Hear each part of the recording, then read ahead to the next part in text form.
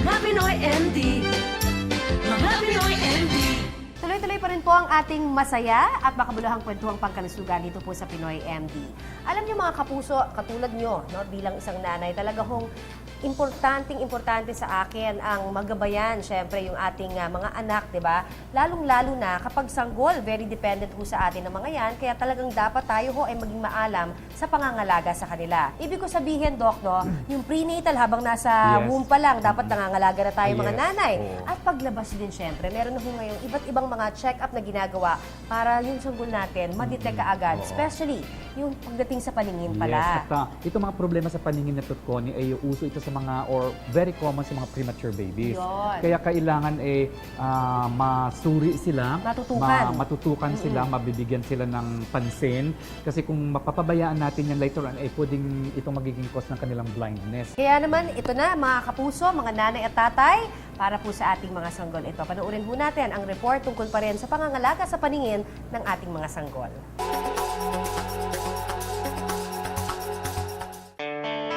Bilang mga magulang, talaga namang napakasarap sa pakiramdam kapag nagsimula ng mangilala ang ating baby.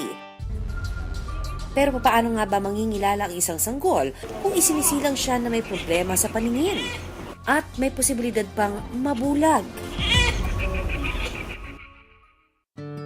Sinasabing isa lang sa kada 8,000 babae ang may tsansang magkaroon ng anak na triplets. Kaya naman malaking biyaya itong maituturing. Yun nga lang, sa kaso ng inang si Pam, isinilang niyang kulang sa buwan ang kanyang triplets o yung tinatawag nating premature.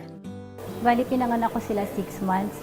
Ang weight nila, wala pa silang 1 kilo. Siguro 4 months sa PGH kasi nga sobrang premature, mahina pa yung lungs, tapos sobrang maliit pa sila nun. Kapag premature ang sanggol, posible siyang kakitaan ng mga komplikasyon dahil hindi pa nade-develop ng husto ang ilang bahagi ng kanyang katawan, gaya na lang ng kanilang mga mata. Siyempre yung naramdaman ko sobrang hirap kasi siyempre 3 sila tapos first baby pa namin. Ang dami nila na pinagdaanan tapos may ROP sila. Inisip ko agad kung ano ba yun, kung mabubulag ba silang 3, kung may solusyon ba doon. Ang nabanggit ni Pam na ROP ay yung tinatawag na retinopathy o prematurity. Kapag kasi kulang sa buwan ang isang sanggol, hindi nagde-develop ng husto ang mga ugat sa kanyang mata. Dahil dito, nagkakaroon sila ng diferensya sa paningin. Ang nangyayari, yung pinakaugat sa loob ng mata ng isang sanggol ay humihinto sa pagtubo. Sa oras na ito yung mangyayari, itong mga ugat na ito ay pwedeng magkaroon ng komplikasyon. Siya naman pwedeng magdulot ng pagkabulag. Para malaman kung may ROP ang isang sanggol, maaari siyang ipasailalim sa tinatawag na RetCam. Isa itong aparato na ginagamit para makunan ng litrato ang pinakaloob ng bahagi ng mata at para makita rin kung tumigil ba sa pagtubo ang mga ugat dito. Dito pa lang makikita natin may problema na. So kung mapapansin mo, may parang peklat na namuo dito. Dapat wala yan eh. So, this is already stage 3 ROP. Mga kapuso, inuulit namin na ang susi para magamot ang ROP at para hindi ito tuluyang mauwi sa pagkabulag ay ang early detection. Mayroon naman kasing paraan para ito'y maagapan at ang pinaka-inrekomenda ng doktor ang tinatawag na laser treatment. Sa procedure na ito, maingat na sinusunog ang parte ng mata na hindi tinubuan ng ugat. Kailangan daw kasi itong maalis para hindi tubuan ng peklat na siyang magiging dahilan daw ng pagkabulag. Nang araw na iyon, inabutan namin sa ospital ang inang si Baby, kasama ang kanyang sanggol na si Sabrina. Dahil positibo sa ROP, nakatakda itong sumailalim sa laser treatment. Premature din kasi si Baby Sabrina.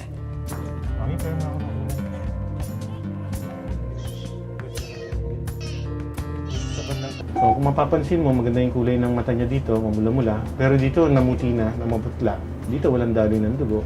Kasi yung ugat suminto eh. Bago simulan ng laser treatment, kinabitan muna ang sanggol ng tinatawag na retractor o yung clip na ikinakabit para manatiling nakabukas ang mga mata. Okay, baby. Tsaka pinataka ng anesthesia ang mata. Ang pinaka-aparato naman na siyang maglalabas ng laser ay nakakabit sa ulo ng doktor. Dito lalabas yung laser. Kung makikita mo, meron siyang aiming beam, yung kulay pula. Yan yung area na tatamaan ng laser. Habang isinasagawa ang procedure, kailangan din daw bantayan ang vital signs ng sanggol. Tumatagal lang ng halos 30 minuto ang laser treatment. Ang halaga nito, umaabot ng 50,000 piso kada sesyon.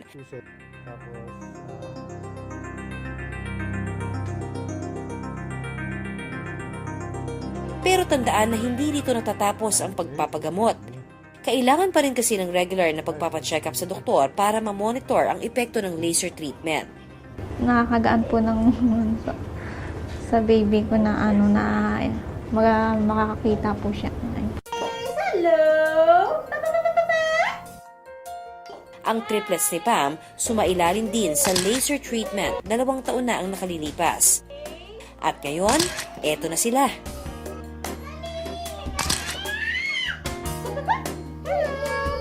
Bukod sa pagiging malusog, ang kanilang paningin normal na rin. Kung titingnan nyo, parang hindi sila na laser, hindi sila naging premature. Sobrang lusog nila tsaka healthy na sobrang likot na nila. Parang talagang normal na bata na nawalan na pagdaanan. Kung tutuusin, iisa lang naman daw ang posibleng sanhi ng ROP. At ito ay ang panganganak ng kulang sa buwan. Kaya ang payo ng mga eksperto, maging maingat sa pagbubuntis. Huwag gumawa ng mga bagay na maaaring maging dahilan ng preterm labor, gaya ng pagbubuhat ng mabibigat. Ingatan na rin ang pagkilos kapag malaki na ang tiyan para iwas aksidente.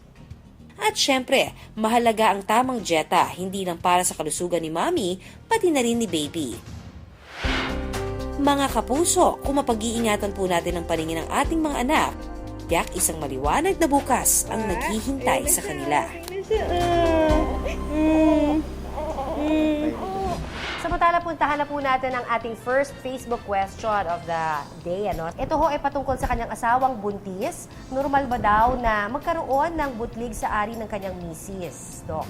Alam mo kasi, Connie, kahit saang parte ng katawan yan, basta bootleg, hindi normal yon, no? So ito pong ating kasagutan sa kay Mister na nagtatanong tungkol dyan. Ang pagbubuntis kasi ay medyo maselan din na kondisyon na